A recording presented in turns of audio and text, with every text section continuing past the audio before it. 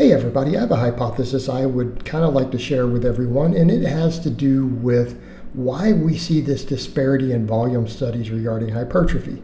And one of the things that I've noticed, we see it in certain circles. In other words, you see certain circles of researchers, particularly, Dr. Brad.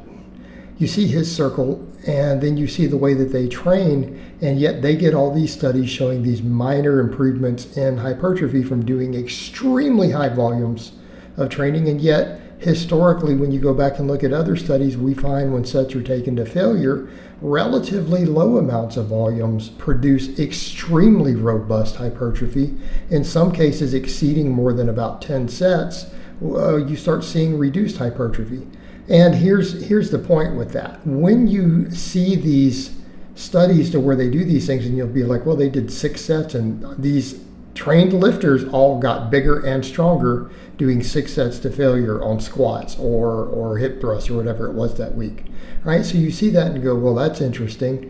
Their maxes went up, and they all saw muscle growth, significant muscle growth, even in an 8 or a 10-week period on MRIs and double-blind studies, okay? All right, so you have that, and then yet you'll see these other studies where these very high volumes produce great results. Well, here's the thing that I found, and I think most coaches and trainers out there will admit this. How often have you seen extremely high volumes cause people to completely stall? So this is why it becomes frustrating when we see this conflicting data. And we need to keep in mind, these are conflicting circles. It's certain circles of researchers are getting consistently different results, okay? And that's important in this context. And I think the thing that we're seeing here, I'm not denying that their data is oftentimes showing more muscle growth. I want to be clear on that. I am not saying that their data itself is necessarily incorrect. Now, I know people who've called Brad and co out for the way that they collect data. I've seen Lyle McDonald call them out on that. Be like, hey, you didn't even double blind the research. Like, you as the head researcher knew what groups you were looking at the MRIs on, and the MRIs can be definitely subjective. I've seen that call out. I don't necessarily think we need to go that far.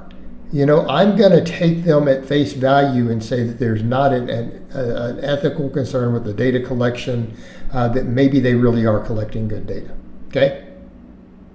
Even though my own personal experience says there's no way it's even possible, just because of what I've observed. I have watched lifters regress from trying to do these really high volumes and start exceeding 20 sets a week.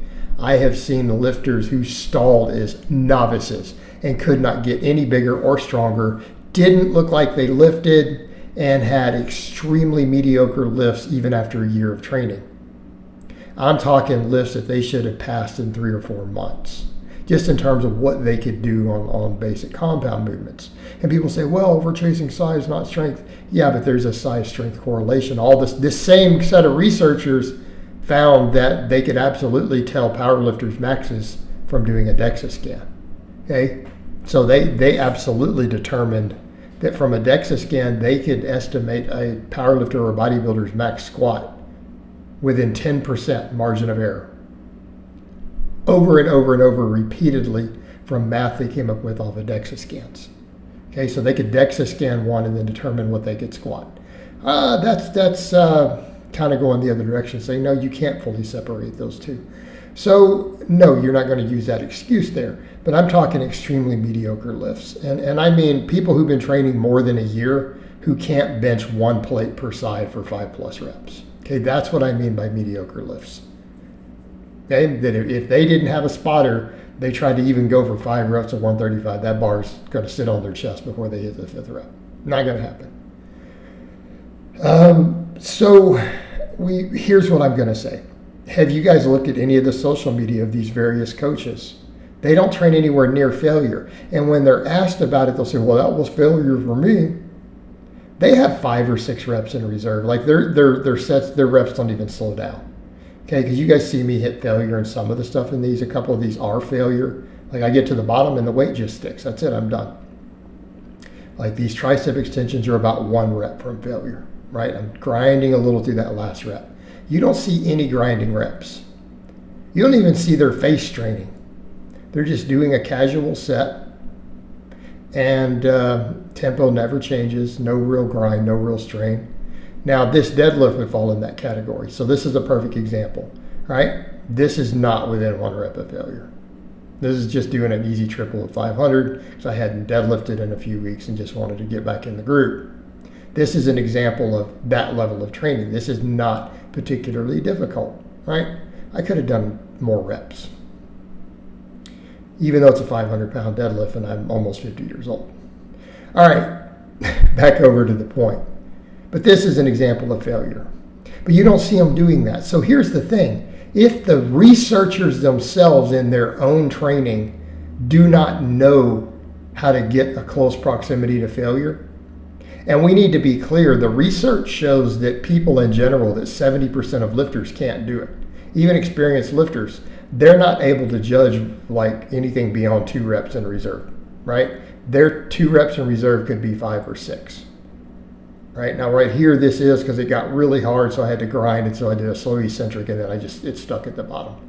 I couldn't do another rep. That was failure. Okay, that's what we mean. If they can't do that and they train that way, and that's how they're doing their if they're holding their test subjects to the same standards of the lifts that they upload on social media, they may be having the people in the studies 4 or 5 reps in reserve. Well, no wonder 10 sets doesn't produce a very robust training response. When you see other studies where 5 to 10, even in trained lifters done to failure, always produces a measurable training response that produces measurable hypertrophy every time. Study after study after study for decades. They all get bigger. In these cases, they're like, 20 sets produce more. 30 sets produced more. Well, yeah, if everything's 5 reps from failure, no wonder that's what they're getting. But they're calling it sets to failure or sets to 1 or 2 reps in reserve, when in reality, based on what you're seeing in their stuff, it's probably 5. And it might take people 10 sets to even accumulate enough fatigue to get a good work set. So they might be doing 8 or 9 sets of junk volume that are really just warm-ups that are accumulating enough fatigue that over time they start getting to muscle growth. So in that case, of course, this is why you're seeing these very high volumes. It's because these people themselves don't train hard. Therefore, they're holding the test subjects to a different standard, and they're not training hard. And if that's what you're measuring, unhard training, then of course it takes really high volumes to elicit a large amount of muscle growth. But the problem is in the methodology, okay? That if they had done sets to failure, they probably would have been able to do dramatically less and get the exact same amount of muscle growth. All right, guys, but that's really all I have to say on that today. I hope it's been informative, and I'll talk to you guys and gals next time.